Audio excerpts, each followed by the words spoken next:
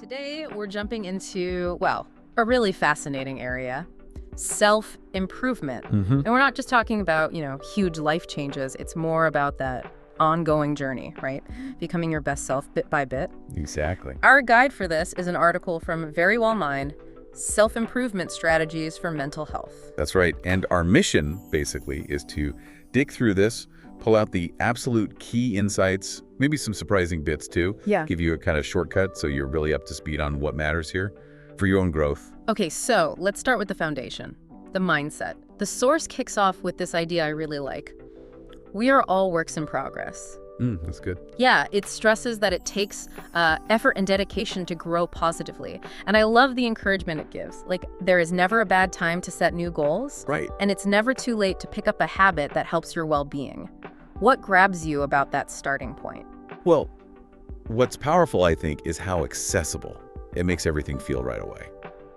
Like, no matter where you are now, the article just emphasizes, whether you're stressed out, having relationship issues, or just want to make tiny positive tweaks. Yeah, small things. There are strategies out there for you, lots of them, to help you be the best version of yourself. It feels really hopeful, proactive, not just for some people, but for anyone, anytime. Okay, so building on that, the source gets practical. It tackles questions people often have when they first think about this stuff. Right. So let's unpack that. Like, what can you actually do for self-improvement according to this? Well, the article's pretty clear. Yeah. There isn't just one answer. It's really about finding strategies that click for you. Okay. Could be anything, right? Learning a skill, getting more exercise, maybe trying meditation. Sure. And here's a really valuable point it makes. Often, just making the effort is enough to make you feel better. Oh, interesting. Yeah, it kind of challenges that idea that you have to hit some big goal to get the benefit. Just trying, engaging with it, that can be rewarding in itself. Boost your mood right then. That's a great point, isn't it? It's about progress, not chasing perfection. Exactly. And speaking of progress, habits, that big question, how long does it really take for a new habit to stick? Yes. The research they mention is, well, pretty blunt. It can take 2 months or longer for things to become automatic. 2 months or longer. Right. And it makes sense. They point out that the harder the change, the longer it might take, which kind of pushes back against those quick, 30-day fixes sometimes. Yeah, those challenges aren't always the magic bullet for lasting change. So if you want to make these changes stick, the article asks, what's the best way to set goals? Okay. And Very Well Mind really recommends the SMART goals framework. You've probably heard of it. Specific, measurable. Attainable, relevant, and time-bound. Exactly. The idea is to make your goals, really concrete, manageable. Not just vague wishes. Precisely. And this structure, they say, helps you feel more ownership, boosts motivation, and leads to those small steps that add up to real lasting change. Yeah. Turns "I wish" into "here's how." Okay, digging deeper now. The article brings up some core psych terms. These really help you understand what's going on under the hood with self-improvement, don't they? Oh, absolutely. Knowing these can make a real difference. So first up, gratitude. Okay. Defined as a positive emotion that involves being thankful and appreciative. Simple enough, but it's linked to actual mental and physical health benefits. Practicing it can kind of rewire things a bit. Ah, interesting. Then there's self-actualization. This is about reaching your full potential. The big one. Yeah, but it includes concrete stuff like self-acceptance, independence, having worthwhile experiences. It's about really flourishing. Got it. Motivation, that's the engine, right? The process that initiates, guides, and maintains goal-oriented behaviors. Basically why you do things. Crucial for any growth. Mindfulness. This is about being aware of the present moment. Tuning into your senses, what you're hearing, how your body feels right now. Great for stress. We hear a lot about that one. We do. And finally, radical acceptance. This one's quite profound. It's about accepting situations you can't control without judgment. That sounds hard. It can be. Yeah. But it's not about liking the situation. It's about stopping the fight against reality.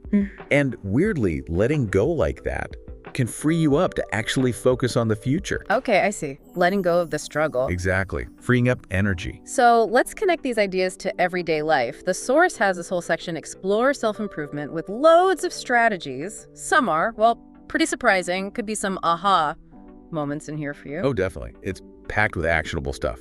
For instance, some cool productivity hacks. Like what? Well, the Pomodoro technique, working in focused 25-minute bursts, lots of people find that really helps concentration. Okay. Then there's task snacking. Brilliant name, right?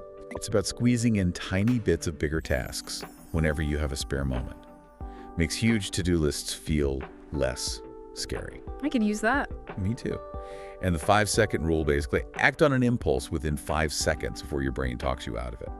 Good for beating procrastination. Simple, but probably effective. Seems so. Then, moving beyond just getting stuff done, there are these fascinating mindset shifts, like the burnt toast theory, apparently big on TikTok. Burnt toast theory. Yeah. The idea is, like, if you burn your toast, just accept it, move on. Don't let that tiny annoyance ruin your whole day.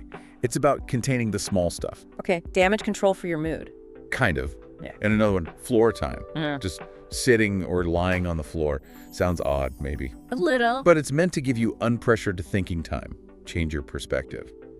And the source also really highlights alone time, how crucial it is for recharging and self-reflection. That makes sense. We need that space. Absolutely. And it's not all internal. There's stuff on social skills too, like 8 common conversation mistakes you might be making without realizing it. Ooh, I wonder. Right.